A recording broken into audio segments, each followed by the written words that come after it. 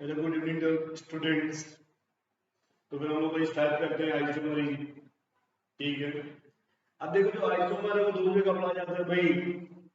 एक आपका quadrat compound में और दूसरा पढ़ते हैं ऑर्गेनिक में। तो हम लोग पहले स्टार्ट करते हैं भाई ऑर्गेनिक वाला। ठीक है। तो लिखना आप लोग आइसोमरिज्म। ठीक है।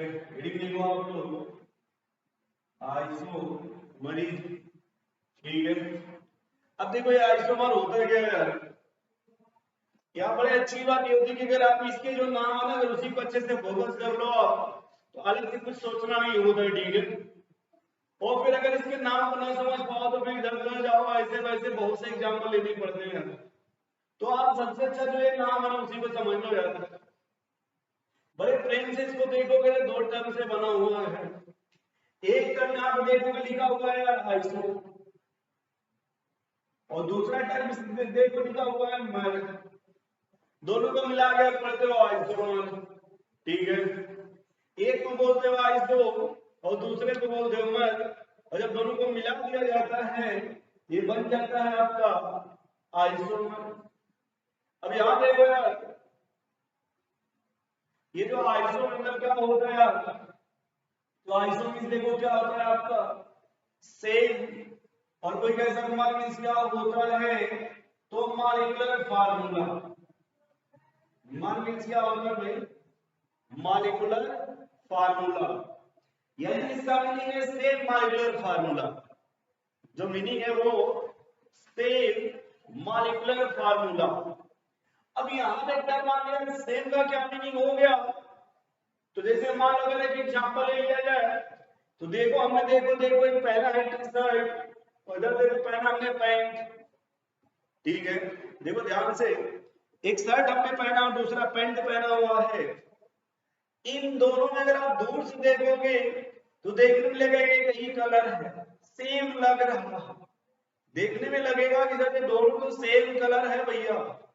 लेकिन जब बड़े ध्यान से देखोगे बड़े बारीक से देखोगे तो ये दोनों कलर में डिफरेंस है। ये अलग कलर है और ये अलग कलर है पैंट। बड़े प्रेम से आप देखोगे तो थोड़ा ब्लैक दिखेगा थोड़े ब्लू में दिख रहा होगा, लेकिन दूर से देखोगे तो कोई डिफरेंस नहीं दिखेगा। लेकिन बड़े अच्छे से जब देखोगे तो डिफरेंस दिखेगा, एक थोड़ा ब्लू होगा और दूसरा वाला ब्लैक होगा। यानी जब भी आपको एक्सप्लेन करना हो सेम तो मिनिमम कितने शब्द होने चाहिए दो।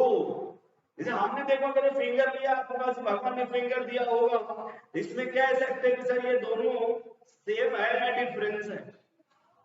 सेम ये कह सकते हैं कि कहीं बॉडी में है दोनों या कहीं हैंड में है, बट दोनों की हाइट देखो तो अलग अलग है ना। तो सेम जब भी सेम आएगा तो सर इसमें मिनिमम कितने होने चाहिए टू। कितने होने चाहिए भाई टू कंपाउंड्स। टू कंपाउंड्स और दोनों कंपाउंड का जो मॉलिक्यूलर फार्मूला है मॉलिक्यूलर फार्मूला वो क्या होना चाहिए भाई सेम होना चाहिए। कि जो दो कंपाउंड है उनके मॉलिक्यूलर फार्मूला है वो मॉलिक्यूलर फार्मूला क्या होना चाहिए भाई सेम। मॉलिक्यूलर फार्मूला सेम होगा लेकिन जो प्रॉपर्टी है ना प्रॉपर्टी प्रॉपर्टी वो डिफरेंट होना चाहिए। प्रॉपर्टी क्या होना चाहिए भाई डिफरेंट। डिफरेंट प्रॉपर्टी होनी चाहिए। अब ये आप सोचो हमने यहाँ पर प्रॉपर्टी का कोई नाम नहीं दिया है और अगर बैठे बैठे वो जो पीछे बैठे वो सोच रहे होंगे कि सर ये फिजिकल ना बोल रहे हैं केमिकल बोल रहे हैं। ये फर्स्ट ऑफ ऑल से हमने प्रॉपर्टी बोला ना तो फिजिकल ना तो केमिकल है ना। अगर आइसोमर होगा तो आइसोमर हो गया सेम मॉलिक्यूल होगा मॉलिक्यूलर फार्मूला। लेकिन बात करें तो बोलते हैं same molecular formula same molecular formula but different property. ठीक है। जैसे एक एग्जांपल देख लो यार, जब एक क्लास 10 पढ़े होंगे ये एग्जांपल एक ये ले लो और एक एग्जांपल ये ले लो। दो एग्जांपल है इन दोनों में क्या नंबर ऑफ कार्बन काउंट करें तो इतना आप जानते होंगे सर कम से कम नंबर ऑफ यदि कार्बन पूछा जाए।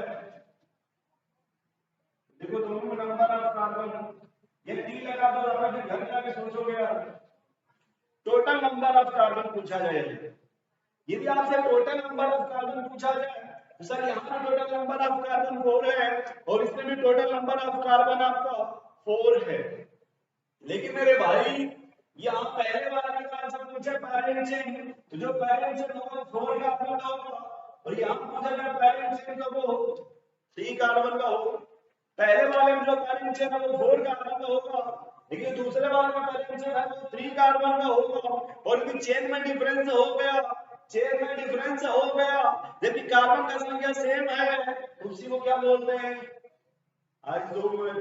अरे जितने कार्बन वहां है उतने कार्बन यहाँ है, लेकिन यहाँ जो पैरेंट चेन है वो 4 कार्बन की और यहाँ जो पैरेंट चेन है वो 3 कार्बन की है, लेकिन दोनों में कार्बन की संख्या सेम है। तो सर यही क्या हो गया आपका आइसोमर।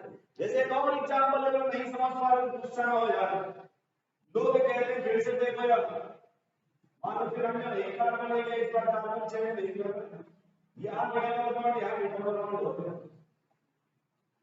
अब ये पहले वाले में भी डबल बॉन्ड है, दूसरे वाले में भी डबल बॉन्ड है। अगर बड़े अच्छे से केयर किया जाए तो सर जी यहाँ भी डबल बॉन्ड है, यहाँ भी डबल बॉन्ड है यार। अब यहाँ पर जो डबल बॉन्ड है वो देखोगे तो यहाँ से नजदीक मिलेगा और ये जो डबल बॉन्ड है अगर यहाँ से देखोगे तो दूर मिलेगा यार। यहाँ से देखोगे तो डबल बॉन्ड नजदीक और यहाँ देखो डबल बॉन्ड दूर आ गया। अगर डबल बॉन्ड दूर आ गया तो सर यहाँ तो कार्बन सेम है, डबल बॉन्ड भी एक ही दोनों में है, लेकिन दोनों में पोजीशन अलग अलग है। और जब पोजीशन दोस्त अलग अलग है तो उसी को कहते हैं आइसोमर। उसी को क्या कहते हैं भाई आइसोमर। क्या कहोगे उसी को आइसोमर। ठीक है, तो थोड़ा सा लिख लो इसमें, डिफिनेशन लिख लो इसकी। लिखो 2 या मोर देन 2 कंपाउंड, लिखो 2 or more than 2 compound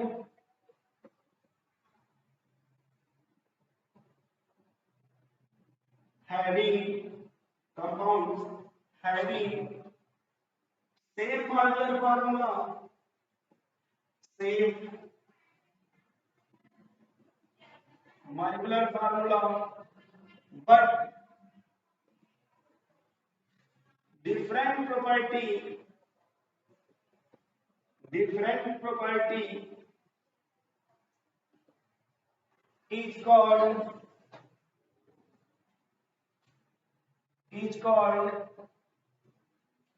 isomerism, and such type of compound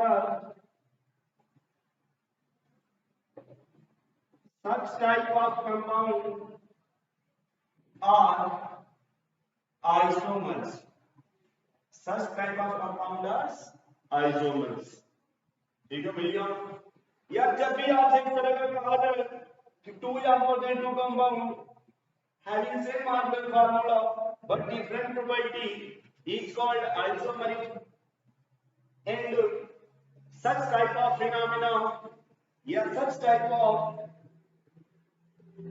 phenomena होगा। बात वही है, such type of different properties called isomerism and such type of compound are called isomers। अब यहाँ नोट कर लो, फटाफट से नोट कर लो, वही फिर आगे चलेंगे इसमें, थोड़ा कंटिन्यू किया जाए इसमें। सर ये जो प्रॉपर्टी डिफरेंट हो रहा है ना, अगर ये प्रॉपर्टी स्ट्रक्चर्स के रिगार्डिंग डिफरेंट होगा तो इसी का नाम दे दिया जाएगा स्ट्रक्चरल आइसोमर। ये जो प्रॉपर्टी अपनी को डिफरेंट प्रॉपर्टी है भैया, ये देखो जो डिफरेंट प्रॉपर्टी है यार, यदि ये डिफरेंट प्रॉपर्टी स्ट्रक्चर के रिगार्डिंग होगा तो इसका नाम दे दिया जाएगा स्ट्रक्चरल आइसोमर। और अगर ये डिफरेंट प्रॉपर्टी 3D स्पेस या स्पेशियल एलिमेंट के रिगार्डिंग होगा तो उसका नाम दे दिया जाएगा स्टेरियो आइसोमर। उसका नाम दे दिया जाएगा स्टेरियो आइसोमर। ठीक है भाई, जो पीछे बैठे उधर आराम से देखें भाई। ये जो आइसोमर है लिखेंगे सर ये 2 टाइप, जो आइसोमर है, एक हो गया आपका स्ट्रक्चरल आइसोमर और दूसरा हो गया आपका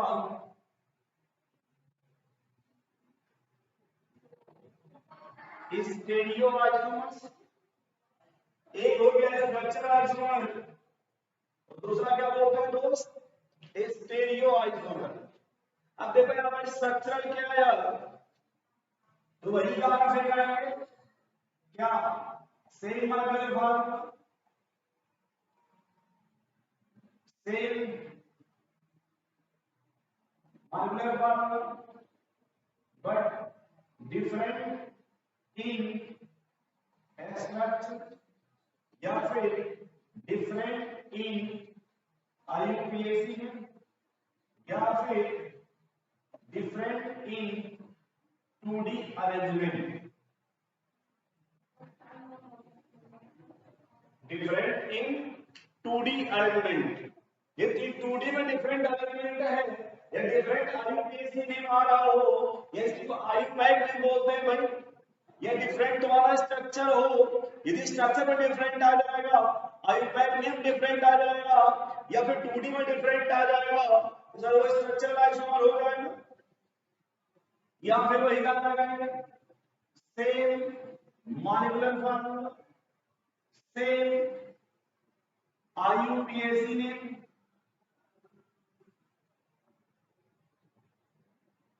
डिफरेंट इन ओरिएंटेशन। अगर मान लो ओरिएंटेशन नहीं समझ पा रहे हो लिखिए sir different in 3D arrangement, 3D arrangement. एक मैं एग्जांपल दिखाता हूं दोनों का, 3D अरेंजमेंट का और 2D अरेंजमेंट का, कि what is the 3D and what is the 2D। थोड़ा देख लो भैया दोनों कि क्या डिफरेंस होता है 3D में और क्या डिफरेंस होता है 2D में। जैसे एग्जांपल ले लिया,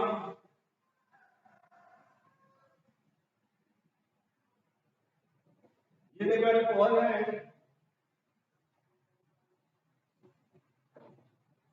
और ये भी अल्कोहल है, और हमने इधर ले लिया एग्जांपल यहाँ पे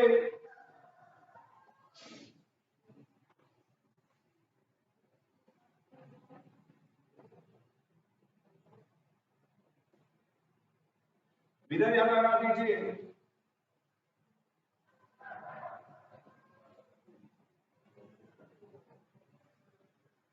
अब देख लो भाई हम मालूम है यहाँ डी लगा दिया, ठीक है।